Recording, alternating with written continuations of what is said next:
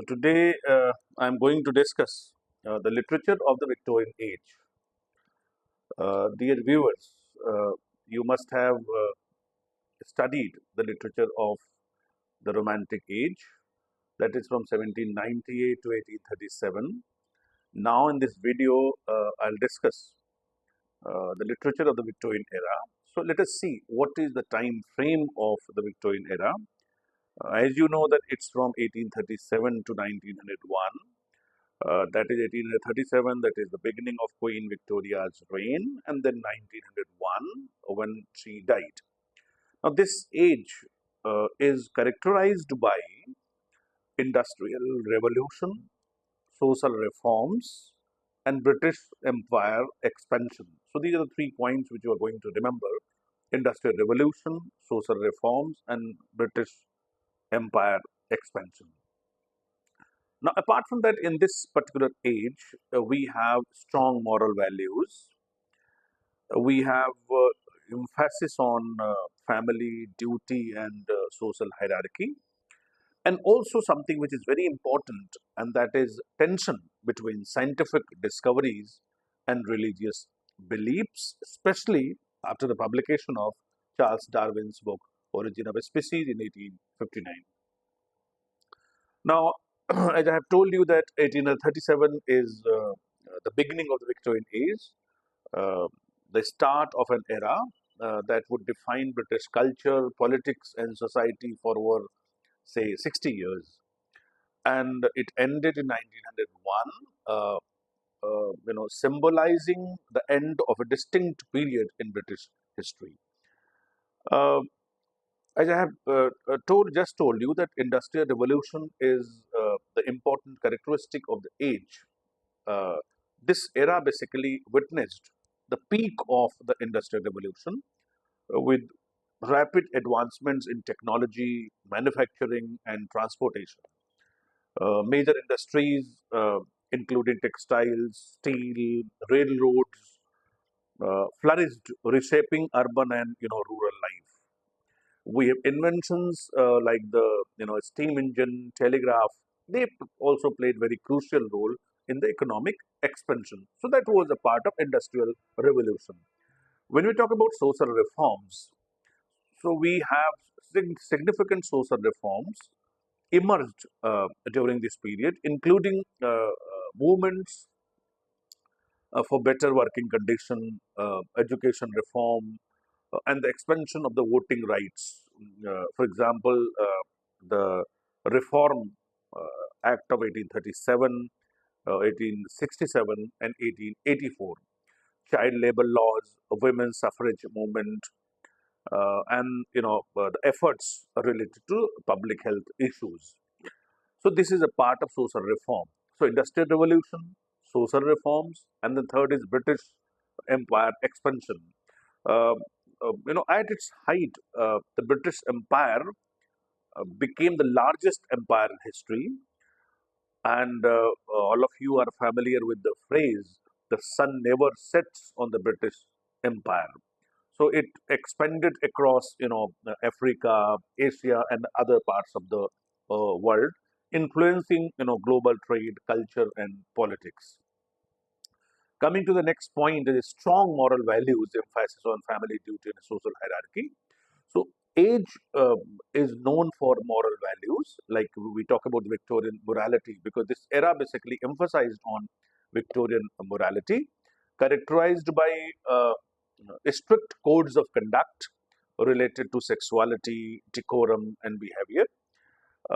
There was a strong focus on modesty, propriety, and piety.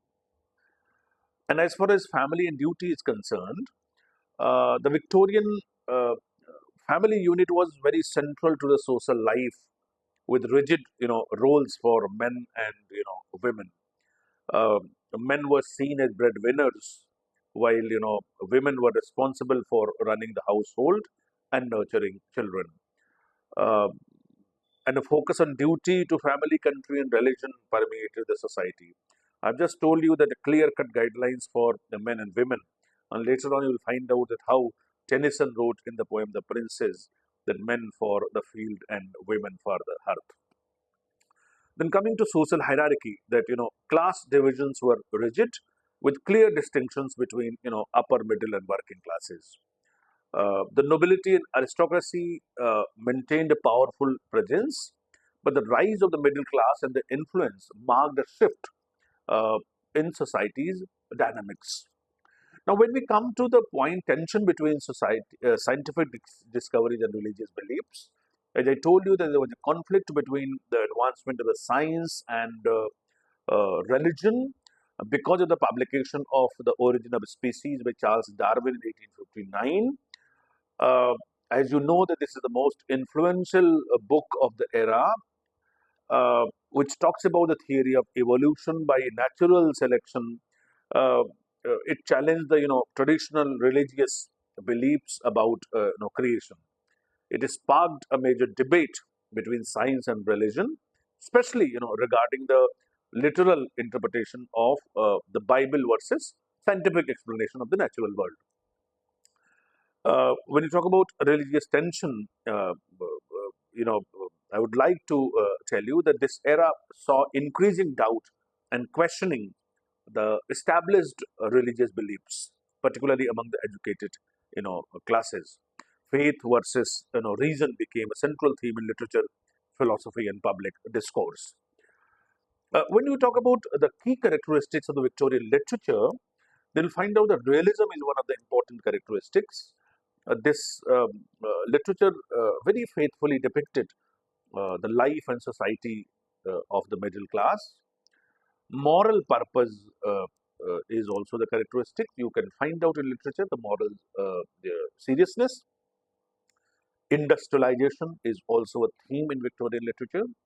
Social criticism, that the writers actually they highlighted the societal issues like poverty, class disparities, role of women, and the dichotomy of science and faith, the how the struggle with Darwinism versus religious beliefs.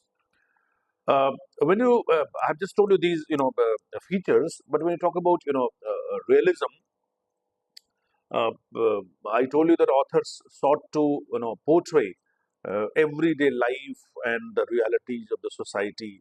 Moving from the idealized, romanticized depiction of the earlier poets, especially of the romantic era. You can have the example of Charles Dickens, George Eliot, Elizabeth Gaskell, who depicted the struggles, moral dilemmas, and aspirations of the ordinary people. We have realistic characters, settings, and events also. For example, we have Dickens' Hard Times, which portrays the harsh conditions faced by factory workers. When you talk about the moral purpose, that what moral seriousness is there and how is it reflected in literature, they'll find out that if you read Dickens's A Christmas Carol, it talks about the miserly Scrooge, which who undergoes a moral transformation, learning the value of generosity and compassion. Thomas Hardy also, if you read the novel, you'll find out the moral seriousness. Now, when you talk about industrialization, that how has industrial revolution made its impact on literature, and it became a recurring theme. Uh, you'll find out that how Elizabeth Gaskell in North and South depicted the industrial north of England. Um, Dickens also in Hard Times depicted the grim reality of the factory towns. Now, when you talk about social criticism, that how the writers have depicted poverty, class disparities, and the role of women, so you'll find out that how Charlotte Bronte and George Eliot they depicted the role of women in the patriarchal society, advocating for greater rights and opportunities. When you talk about Dickens's Oliver Twist, it exposes the harsh treatment of orphans and poor in workhouses. Charlotte Bronte's Jane Eyre talks about gender inequality. Okay, so we have the social criticism as depicted in literature.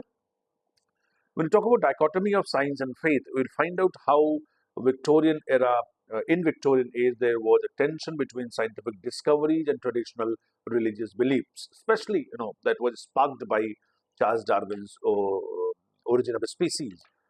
Uh, Now, this conflict was reflected in literature, with many Victorian authors grappling with questions of faith, doubt, and reason.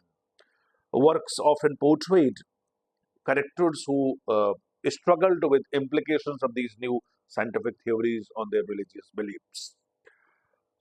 Literature from this period is rich in themes of existential doubt, spiritual crisis, and the search for meaning in the world where old, certainties are being questioned. You can take the example of Tess of the D'Urbervilles and Jude the Obscure, uh, which reflect a world where traditional religious beliefs are being questioned and characters often face moral and spiritual crises. Similarly, Tennyson's poem In Memoriam, Arthur Henry Hallam, addresses his personal grief and explores question of faith in the face of scientific progress and the loss of religious certainty. The major literary forms were the novel, uh, poetry, essays, and non-fiction. If we talk about prominent Victorian novelists, we have Charles Dickens. I have already discussed Oliver Twist, David Copperfield, and Great Expectations. And if you read his novels, you'll find out the themes like social injustice, child labor, poverty. Thomas Hardy is another great novelist. Like the novels like Tess of the D'Urbervilles, Far from the Madding Crowd, The Mayor of Castrobes, and we have themes like fate, fatalism, rural life, social constraints. We have George Eliot, whose real name is Mary Ann Evans. Her famous works like Middlemarch, Silas Marner, and we have the themes like human psychology, moral choice, rural society, and if you talk about some the themes related to the class struggle, poverty, injustice of the poor laws, you can illustrate it with the help of the novel Oliver Twist, where in the novel you find out that how Oliver Twist follows the life of young orphan Oliver, born in a workhouse, who endures a life of hardship, mistreatment, and exploitation. After escaping the cruel conditions of the workhouse, he falls into the hands of a criminal gang in London, led by the infamous Fagin. So that with the help of that, you can similarly you can discuss the novel Tess of the D'Urbervilles, which is a story of a young woman who, after discovering that her family may be descendants of the noble uh, D'Urbervilles, goes back to seek help from a wealthy family by the same name. She is seduced and abandoned by Alec D'Urberville, and despite later falling in love with the noble angel Claire, Tess's past catches up with her, leading to a tragic end. So you'll find out how Victorian notions of purity, morality, and class are depicted here, and double standards, hypocrisy, fate, determinism, everything is here. We'll find out, as I have just told you, the gender inequality, class conflict, fate, and determinism, everything is here. When you talk about Victorian poets, we can take the example of Alfred Lord Tennyson, who is famous for his poem In Memoriam, The Charge of Light Brigade, and you'll find out the theme like grief, loss, duty, heroism in his poems. Similarly, we have Robert Browning, who wrote My Last Duchess, The Ring and the Book, Porphyria's Lover, and he's known for his dramatic monologues and also for human psychology. Or you can read Matthew Arnold, who is famous for his melancholic tone. You can read his poem, The Scholar Gypsy, or Dover Beach. Um, yeah, if you want to take the example from Tennyson, you can take the example of Ulysses, and you can get familiar with the themes of ambition, duty, and human spirit. Uh, we have the Victorian emphasis on duty and progress in this poem. We have also, the approach related to expansion, adventurous spirit, where Ulysses says to strive, to seek, to find, and not to yield. Uh, Ulysses is not satisfied with the sedentary life because he says, how dull is it to pause, to make an end to rust unburnished, not to shine in use. So we have this Victorian ideology here. Similarly, in the poem In Memoriam by Tennyson, we have a struggle with faith and science, grief and loss. It's an extended elegy written after the death of Tennyson's close friend, Arthur Henry Hallam. It reflects the intellectual and spiritual crises of the Victorian era, particularly the tension between faith and the emerging scientific worldview. Similarly, you can take the example of The Lady of Shalott, published in 1832, which depicts the isolation and the role of women in Victorian society. In The Lady of Shalott, Tennyson explores the theme of isolation and the restricted roles of women in society. The lady is confined in a tower, cursed to view the world only through reflection in a mirror. Her isolation mirrors the constrained roles of women in Victorian society, where women were expected to stay within the domestic sphere, cut from public life and personal ambition.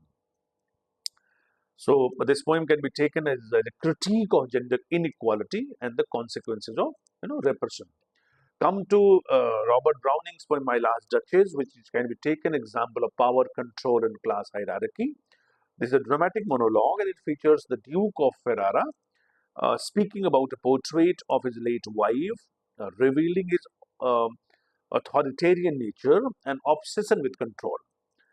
Browning explores theme of, as I have just told you, power, pride, and social class, reflecting the rigid Victorian social, hierarchy. This also depicts Victorian patriarchal system where women were expected to be submissive and obedient. Come to Porphyria's Lover, which was published in 1836, and it describes the psychological exploration, sexuality, and gender roles. Uh, uh, in Porphyria's Lover, Browning presents the disturbing story of a man who murders his lover in order to possess her forever, highlighting the themes of sexual desire, power, and control. If you come to the poem Dover Beach by Matthew Arnold, it talks about faith, doubt, and the loss of certainty. The poem is Arnold's most famous poems, and it embodies the Victorian crisis of faith. It depicts tension between the scientific discoveries of the age, especially Darwin's theory of evolution, and the erosion of traditional religious beliefs. Uh, Arnold uses the metaphor of the sea to represent ebb and flow of religious, faith. In Victorian drama, not very significant, but we have the example of Oscar Wilde's The Importance of Being Earnest, known for satire and wit, mocking Victorian social norms.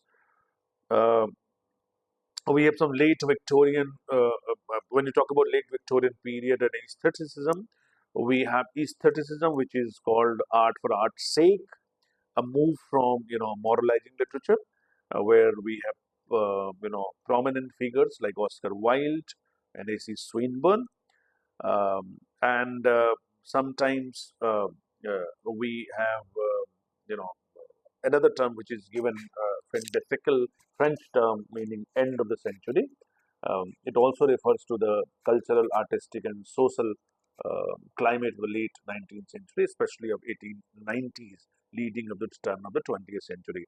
So now, how Victorian age is making platform to uh, the modern era, which we are studying, like the poetry of W.B. Yeats, T.S. Eliot, and all. But it made a foundation ground for the modern era also.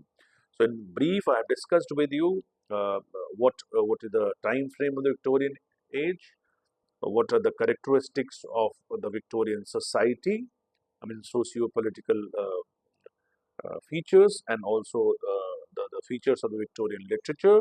I've also taken some examples from poetry, uh, poems of Tennyson, Browning, Arnold, and also from the novels like Charles Dickens, Thomas Hardy. Uh, and then I have concluded my lecture with the late Victorian period. Thank you very much.